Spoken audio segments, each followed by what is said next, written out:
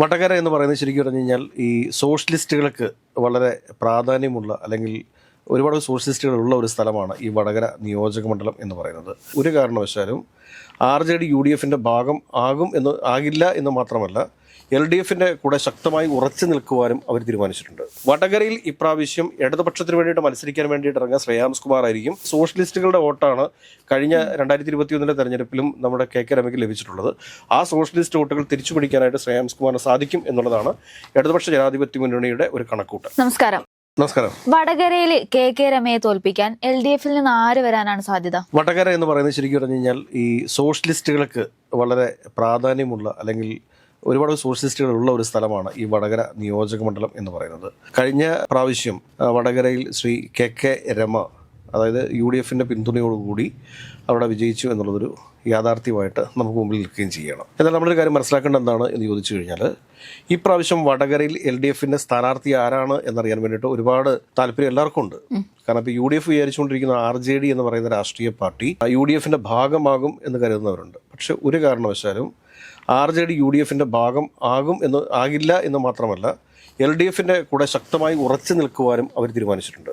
UDF RJDക്ക് വാഗ്ദാനം ചെയ്തിരുന്നത്, രാഹുൽ ഗാന്ധി തന്നെ ശ്രേയാംസ് കുമാറിന് വാഗ്ദാനം ചെയ്തിട്ടുള്ളത് കൽപ്പറ്റ ഉൾപ്പെടെയുള്ള മണ്ഡലങ്ങളാണ്. പക്ഷേ ഈ മണ്ഡലങ്ങളിലേക്കൊന്നും താല്പര്യം പ്രകടിപ്പിക്കാതെ എന്നാൽ സോഷ്യലിസ്റ്റുകൾ ഏറ്റവും കൂടുതലുള്ള വടകര മണ്ഡലത്തിൽ തന്നെ ഈ പ്രാവശ്യം ശ്രേയാംസ് കുമാർ മത്സരിക്കും എന്ന് വേണം നമ്മൾ കരുതാനായിട്ട്. അതിന് പ്രത്യേകമായിട്ടുള്ള ചില കാരണങ്ങളുണ്ട്. ഒന്നെന്താണ് എന്ന് ചോദിച്ചു കഴിഞ്ഞാൽ, നമ്മൾ ആദ്യം പറഞ്ഞു ഏറ്റവും കൂടുതൽ സോഷ്യലിസ്റ്റുകളുള്ള ഒരു സ്ഥലമാണ് വടകര എന്ന്. ഈ വടകരയിൽ തന്നെ കഴിഞ്ഞ പ്രാവശ്യം മത്സരിച്ചിരുന്ന മനയത്തി ചന്ദ്രനാണ്.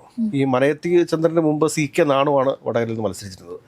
ഈ മനയത്ത് ചന്ദ്രൻ അവിടെ പരാജയപ്പെടാനായിട്ടുള്ള പ്രധാനപ്പെട്ട കാരണം എന്താണ് എന്ന് ചോദിച്ചു കഴിഞ്ഞാൽ, മനയത്ത് ചന്ദ്രനും ഈ RJDയുടെ ജില്ലാ പ്രസിഡന്റായിട്ടുള്ള M ഭാസ്കരനും തമ്മിലുള്ള ഒരു ഗ്രൂപ്പ് വൈര്യം അവിടെ നിലനിൽക്കുന്നുണ്ട്. കാരണം സോഷ്യലിസ്റ്റ് പാർട്ടിയൊക്കെയാണ് എന്ന് പറഞ്ഞാലും ഗ്രൂപ്പ് വളരെ ശക്തമായിട്ടുള്ളൊരു പാർട്ടിയാണ് ഈ RJD എന്ന് പറയുന്നത്. അപ്പോൾ അങ്ങനെയുള്ളൊരു ഗ്രൂപ്പ് മത്സരത്തിൻ്റെ ഭാഗമായിട്ട് ഇപ്രാവശ്യം M ഭാസ്കരന് വടകരയിൽ മത്സരിക്കാനായിട്ട് അതിയായ ആഗ്രഹമൊക്കെയുണ്ട്. അദ്ദേഹം ചെറിയൊരു നിസ്സാരക്കാരനൊന്നുമല്ല. അദ്ദേഹം RJDയുടെ ജില്ലാ പ്രസിഡന്റാണ് അദ്ദേഹം. അതുകൂടാതെ അദ്ദേഹം ഏറാൻമല പഞ്ചായത്തിൻ്റെ പ്രസിഡന്റായിരുന്നു. അപ്പോൾ അങ്ങനെ ജനസ്വാധീനമുള്ള ഒരാൾ തന്നെയാണ് M ഭാസ്കരൻ എന്ന് പറയുന്നത്. അപ്പോൾ പരസ്പരം ഈ M ഭാസ്കരനും മനയത്തി ചന്ദ്രനും അങ്ങോട്ടും ഇങ്ങോട്ടും കാലുവാരും എന്ന് ഉറപ്പുള്ളത് കൊണ്ട് തന്നെ LDFിൻ്റെ ഉന്നത നേതൃത്വം തന്നെ നേരിട്ട് ഇടപെട്ടിട്ട് ശ്രീ ശ്രേയാംസ് കുമാറിനോട് വടകരയിൽ മത്സരിക്കാൻ വേണ്ടിയിട്ടുള്ള നിർദ്ദേശമാണ് നൽകിയിട്ടുള്ളത്. ഉറപ്പായിട്ടും CPMന്റെ ഉന്നത നേതൃത്വം തന്നെ നേരിട്ടിറങ്ങി ശ്രേയാംസ് കുമാറിനോട് വടകരയിൽ മത്സരിക്കാൻ വേണ്ടി പറയുന്ന സമയത്ത് നമുക്ക് ഒരു കാര്യം ഉറപ്പിക്കാൻ വേണ്ടി സാധിക്കും, വടകര എന്ന് പറയുന്ന സീറ്റ് എന്ത് വിധേനയും പിടിച്ചെടുക്കാൻ വേണ്ടിയിട്ട് CPM ഒരുങ്ങിക്കഴിഞ്ഞിരിക്കുന്നു എന്ന്. കാരണം സോഷ്യലിസ്റ്റുകളുടെ വോട്ട് ഏതെങ്കിലും തരത്തിൽ ഭിന്നിച്ചു പോയി കഴിഞ്ഞാൽ അവിടെ വിജയം സാധ്യമല്ല. അത് മനയത്തിയന്തരം മത്സരിച്ചാലും M ഭാസ്കരൻ മത്സരിച്ചാലും ഈ സോഷ്യലിസ്റ്റ് വോട്ടുകൾ ഭിന്നിച്ചു പോകാനായിട്ടുള്ള സാധ്യതകളുണ്ട്. അതേസമയം ശ്രേയാംസ് കുമാർ അവിടെ നിന്ന് മത്സരിക്കുന്നതോടുകൂടി ഈ സോഷ്യലിസ്റ്റുകളുടെ വോട്ട് പൂർണ്ണമായിട്ടും ശ്രേയാംസ് കുമാറിന് വീഴും എന്നുള്ള കാര്യത്തിൽ ഒരു സംശയമുണ്ട്. നമ്മൾ പരിശോധിക്കുന്ന സമയത്ത് നമുക്കൊരു കാര്യം മനസ്സിലാക്കാൻ പറ്റുന്നത് വെച്ചാൽ, വടകര മുനിസിപ്പാലിറ്റി ഇപ്പോൾ LDF തന്നെയാണ് ഭരിച്ചുകൊണ്ടിരിക്കുന്നത്. കഴിഞ്ഞ പ്രാവശ്യവും LDF ആണ് ഭരിച്ചുകൊണ്ടിരുന്നത്. എന്നാൽ അഴിയൂർ പഞ്ചായത്ത് കഴിഞ്ഞ പ്രാവശ്യം RMB ആണ് ഭരിച്ചുകൊണ്ടിരുന്നത്. പക്ഷേ ഇപ്രാവശ്യം അത് LDF RMBയുടെ അല്ലെങ്കിൽ UDFിൻ്റെ കയ്യിൽ നിന്ന് തിരിച്ചു പിടിച്ചിട്ടുണ്ട്. അതോടൊപ്പം തന്നെ അഴിയൂർ പഞ്ചായത്ത് അത് LDF ആണ് ഭരിച്ചുകൊണ്ടിരിക്കുന്നത്. ഏറാൻമലയിലും അതോടൊപ്പം തന്നെ ഒഞ്ചിയത്തും RMB ആണ് ഭരിക്കുന്നതെങ്കിലും കഴിഞ്ഞ പ്രാവശ്യം നേടിയ സീറ്റിൻ്റെ ഒപ്പമുള്ള സീറ്റുകൾ നേടാൻ വേണ്ടിയിട്ട് ഈ RMBക്ക് സാധിച്ചിട്ടില്ല എന്നുള്ളത് കൂടി നമ്മൾ പ്രധാനമായിട്ടും ചർച്ച ചെയ്യേണ്ട വിഷയം തന്നെയാണ്. ത്രിതല പഞ്ചായത്തിൽ UDF ഉണ്ടാക്കിയിട്ടുള്ള ഒരു വലിയ മുന്നേറ്റമുണ്ട്. ആ മുന്നേറ്റത്തിന്റെ ഒപ്പം ഓടിയെത്താൻ വേണ്ടിയിട്ട് ഈ പറഞ്ഞ ഏറാൻമലയിലും ഒഞ്ചിയത്തൊന്നും സാധിച്ചിട്ടില്ല. ഈ ഒഞ്ചിയവും ഏറാൻമലയും എന്നൊക്കെ പറയുന്ന RMBയുമായിട്ട് വളരെ വൈകാരികമായിട്ട് അടുപ്പമുള്ള രണ്ട് പഞ്ചായത്തുകളാണ്. RMBയുടെ രൂപീകരണത്തിന് തന്നെ കാരണമായിട്ടുള്ള രണ്ട് പഞ്ചായത്തുകളിൽ പെട്ടതാണ് ഈ ഏറാൻമലയും ഒഞ്ചിയും എന്നൊക്കെ പറയുന്നത്.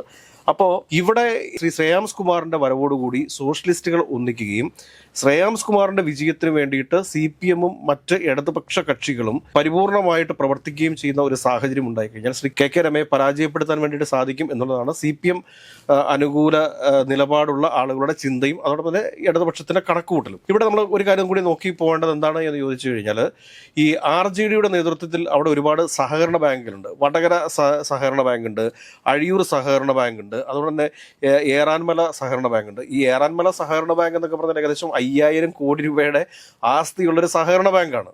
അപ്പോൾ ഈ സഹകരണ ബാങ്കുകളിലുള്ള സഹകാരികളുമായിട്ടൊക്കെയുള്ള ഒരു ബന്ധം എന്ന് പറയുന്നത്, ഇത് പ്രത്യേകിച്ച് നമ്മൾ പറയേണ്ട കാര്യമില്ല. ഒരു സഹകരണ ബാങ്കിലെ സഹകാരികളെല്ലാം ആ ഒരു ഭരണസമിതിക്ക് തന്നെ വോട്ട് ചെയ്തിട്ടുള്ളൂ. അത് കേരളത്തിൻ്റെ ഒരു ചരിത്രം അങ്ങനെയാണ്. അപ്പോൾ അങ്ങനെ വരുമ്പോഴത്തേക്ക് ഈ ബാങ്കിലെ സഹകാരികളുമായിട്ടൊക്കെയുള്ള അടുത്ത ബന്ധം, പല സഹകരണ ബാങ്കുകൾക്കും പലതരത്തിലുള്ള പ്രശ്നങ്ങൾ സംഭവിച്ചിട്ടും ഏറാൻമലയിലും അഴിയൂരും വടകരയിലും ഒക്കെയുള്ള സഹകരണ ബാങ്കുകൾക്ക് യാതൊരുവിധ പ്രശ്നങ്ങളും സംഭവിക്കാതെ മുമ്പോട്ട് കൊണ്ടുപോകാൻ വേണ്ടിയിട്ട് RJDക്ക് സാധിക്കുന്നുണ്ട്. അപ്പോൾ ഇതൊക്കെ ഒരു അനുകൂല ഘടകമായിട്ട് മാറുന്ന സമയത്ത് തീർച്ചയായിട്ടും ശ്രേയാംസ് കുമാറിന് വിജയിച്ച് കയറാനായിട്ടുള്ള എല്ലാ സാധ്യതകളുമുണ്ട്. അതിനൊക്കെ അപ്പുറത്തേക്ക് ഈ രാഹുൽ മാങ്കൂട്ടത്തിന്റെ വിഷയവുമായി ബന്ധപ്പെട്ടിട്ട് ശ്രീ KK രമ എടുത്ത നിലപാട്, ആ നിലപാട് ആദ്യമൊക്കെ രാഹുൽ മാങ്കൂട്ടത്തിന് എതിരായിരുന്നു എങ്കിലും രണ്ടാമത് പിന്നീട് ഷാഫി പറമ്പിൽ വടകരയിൽ എത്തിയ സമയത്ത്, അതായത് ആ സമയത്ത് ഷാഫിയാണ് ഏറ്റവും കൂടുതലായിട്ട് രാഹുൽ മാങ്കൂട്ടത്തിനെ പ്രൊട്ടക്ട് ചെയ്തുകൊണ്ടിരുന്നത്. അപ്പോൾ ഷാഫിയെ അവിടെയുള്ള ഇടതുപക്ഷ പ്രവർത്തകർ തടയുന്ന സമയത്ത് അതിനെതിരെ ഷാഫിയേക്കാളും അവിടെയുള്ള കോൺഗ്രസ് നേതാക്കന്മാരെ കഴിഞ്ഞുമൊക്കെ ശക്തമായ ഭാഷയിൽ എതിർത്തുകൊണ്ട് രംഗത്ത് വരുന്ന KK രമയെ നമ്മൾ കണ്ടിരുന്നതാണ്. അവർ കാണിച്ച ആ ഒരു എതിർപ്പിനോട് കോൺഗ്രസിനകത്ത് തന്നെ അഭിപ്രായ വ്യത്യാസങ്ങൾ ഉണ്ടായിരുന്നു, അല്ലെങ്കിൽ UDFനകത്ത് തന്നെ അഭിപ്രായ വ്യത്യാസങ്ങൾ ഉണ്ടായിരുന്നു എന്ന് വേണം നമ്മൾ മനസ്സിലാക്കാനായിട്ട്. അപ്പോൾ അങ്ങനെയൊക്കെയുള്ള വരുന്ന ഒരു സാഹചര്യത്തിൽ നമുക്ക് ഒരു കാര്യം മനസ്സിലാക്കാൻ വേണ്ടിയിട്ട് സാധിക്കും. വടകരയിൽ ഇപ്രാവശ്യം ഇടതുപക്ഷത്തിന് വേണ്ടിയിട്ട് മത്സരിക്കാൻ വേണ്ടിയിട്ട് ഇറങ്ങുക ശ്രേയാംസ് കുമാർ ആയിരിക്കും. അതോടൊപ്പം തന്നെ UDFന്റെ സ്ഥാനാർത്ഥിയായിട്ട് മത്സരിക്കാൻ വേണ്ടിയിട്ട് ഇറങ്ങുക KK രമ തന്നെ ആയിരിക്കും. KK രമ ഇപ്പം അസോസിയേറ്റഡ് മെമ്പറാണ്. കാരണം പുറത്ത് UDFിലുള്ള ആളല്ല, UDFന് പുറത്ത് നിന്ന് UDFന്റെ പിന്തുണയോടുകൂടി വിജയിച്ചിട്ടുള്ള RMP നേതാവാണ്. UDF അനുകൂല നിലപാട് സ്വീകരിക്കുന്ന ഒരു വ്യക്തിയാണ്. ഇത് കൂടാതെ തന്നെ സംഭവിക്കാൻ സാധ്യതയുള്ള മറ്റൊരു കാര്യം കൂടിയുണ്ട്. അതെന്താണ് എന്ന് ചോദിച്ചു കഴിഞ്ഞാൽ, ഇപ്പോൾ അങ്കമാലിയിലെ മുൻ MLA ആയിട്ടുള്ള ജോസ് തെറ്റയിലിന്റെ നേതൃത്വത്തിൽ ഇപ്പോൾ JDSനകത്ത് ജനതാദൾ സെക്യുലറിനകത്ത്, നമുക്ക് ജനതാദൾ സെക്യുലറിന്റെ കാര്യം അറിയാം, ദേവഗൌഡയുടെ പാർട്ടിയാണ്, അവർ NDAയിലാണ്. അതുകൊണ്ട് തന്നെ കേരളത്തിലുള്ള K കൃഷ്ണൻകുട്ടിയുടെയും അതുപോലെ തന്നെ മാത്യു ടി തോമസിന്റെ ഒക്കെ നേതൃത്വത്തിൽ ഒരു പുതിയൊരു പാർട്ടി രൂപീകരിക്കാൻ വേണ്ടി പോവുകയാണ്. പക്ഷേ ജോസ് തെറ്റലിന്റെ നേതൃത്വത്തിലുള്ള ഒരു പക്ഷത്ത് നിൽക്കുന്ന ഒരു പറ്റം നേതാക്കന്മാർ അവരുടെ നിലപാട് എന്താണ് എന്ന് ചോദിച്ചു കഴിഞ്ഞാൽ, ജോസ് തെറ്റലിന്റെ ഒപ്പം നിന്നുകൊണ്ട് ഏകദേശം എനിക്ക് തോന്നുന്നു 8-9 ജില്ലാ പ്രസിഡന്റുമാരും അനവധി സംസ്ഥാന ഭാരവാഹികളുടെ അഭിപ്രായമാണ് പുതിയൊരു പാർട്ടി രൂപീകരിക്കാൻ പോകാതെ സോഷ്യലിസ്റ്റുകളുടെ ഐക്യം എന്നുള്ള രീതിയിൽ RJDയിൽ ലയിക്കണം എന്നുള്ളൊരു അഭിപ്രായമുണ്ട്. അങ്ങനെ വന്നു കഴിയുമ്പോഴത്തേക്ക് സ്വാഭാവികമായിട്ടും ജോസ് തെറ്റലിന്റെ നേതൃത്വത്തിൽ JDSലെ വലിയൊരു വിഭാഗം ആളുകൾ, അവരിപ്പോൾ തന്നെ ഒരു പുതിയ പാർട്ടി രൂപീകരിച്ചിട്ടുണ്ട്. ആ പുതിയ പാർട്ടിയുടെ പേര് അപ്രൂവ് ആയിട്ടുണ്ടോ എന്നുള്ള കാര്യത്തിലൊക്കെ എനിക്ക് സംശയമുണ്ട്. പക്ഷേ എങ്കിൽ തന്നെയും അവർ പുതിയൊരു പാർട്ടി രൂപീകരിച്ചിട്ടുണ്ട്. ആ പാർട്ടിയിൽ പെട്ടിട്ടുള്ള ഈ ജോസ് തെറ്റലിന്റെ നേതൃത്വത്തിൽ കുറേയധികം സംസ്ഥാന തലത്തിൽ പ്രവർത്തിക്കുന്ന നേതാക്കന്മാർ അവർ ഈ RJDയിലേക്ക് ലയിക്കുന്ന ഒരു കാഴ്ച കൂടി നമ്മൾ കാണേണ്ടി വരും. എനിക്കൊന്നും ബഹുഭൂരിപക്ഷം വരുന്ന JDSന്റെ ആളുകളും അത് പുതിയ പാർട്ടിയിൽപ്പെട്ട ആളുകളും ഈ RJDയുടെ ഭാഗമായിട്ട് ചേരാൻ വേണ്ടിയിട്ട് സാധ്യതയുണ്ട്. ഈ ശ്രീ ജോസ് തെറ്റയിൽ തന്നെ ആയിരിക്കും ഒരു പക്ഷേ അങ്കമാലിയിൽ മത്സരിക്കാൻ വേണ്ടിയിട്ട് സാധ്യതയുള്ളത്. അതിനിടയിൽ അങ്കമാലിയിൽ നിന്ന് ഉയർന്നു കേൾക്കുന്ന മറ്റൊരു പേരാണ് ശ്രീ ബിനോയ് എലഗൻസ്. ബിനോയ് എലഗൻസ് എന്ന് പറഞ്ഞാൽ സ്കറിയ തോമസ് വിഭാഗം എന്ന് പറഞ്ഞാൽ കേരള കോൺഗ്രസിലൊരു വിഭാഗമുണ്ട്. ആ സ്കറിയ തോമസ് വിഭാഗത്തിന്റെ സംസ്ഥാന പ്രസിഡന്റും എല്ലാം പുള്ളി തന്നെയാണ്. അപ്പോൾ അദ്ദേഹത്തിന് ഒരുപാട് ബാറുകളും കാര്യങ്ങളും ഒക്കെ ഉള്ളതാണ്. ഈ ബാർ വിവാദമൊക്കെ വരുന്ന സമയത്ത് K ബാബു മന്ത്രിയായിട്ടിരിക്കുന്ന സമയത്ത് സംസ്ഥാനത്ത് ഉയർന്നു വന്നിട്ടുള്ള ബാർക്കോഴയുമായിട്ടൊക്കെ ബന്ധപ്പെട്ട് അദ്ദേഹത്തിന്റെ പേരുകൾ ഒരുപാട് പ്രാവശ്യം ഉയർന്നു വന്നിട്ടുണ്ട്. അദ്ദേഹം ഇപ്പോൾ ഏതൊരു ബോർഡിന്റെ ചെയർമാനാണ് LDFന്റെ ഭാഗമായിട്ടുള്ളത്. അപ്പോൾ ഈ പറഞ്ഞ ബിനോയ് എലഗന്റ് അങ്കമാലി സീറ്റിന് വേണ്ടിയിട്ട് പരിശ്രമിക്കുന്നുണ്ട്. പക്ഷെ കിട്ടുമോ ഇല്ലയോ എന്ന് നമുക്ക് അറിഞ്ഞുകൂടാ. രാജൻ ബീദേവിന്റെ മരുമകനാണെന്ന് എനിക്ക് തോന്നുന്നു അദ്ദേഹം. അപ്പോൾ ഏതൊക്കെയാലും ജോസ് തെറ്റയിൽ അല്ലെങ്കിൽ ബിനോയ് എലഗൻസ് എന്നുള്ള രീതിയിലേക്ക് കാര്യങ്ങൾ പോകുന്നുണ്ട്.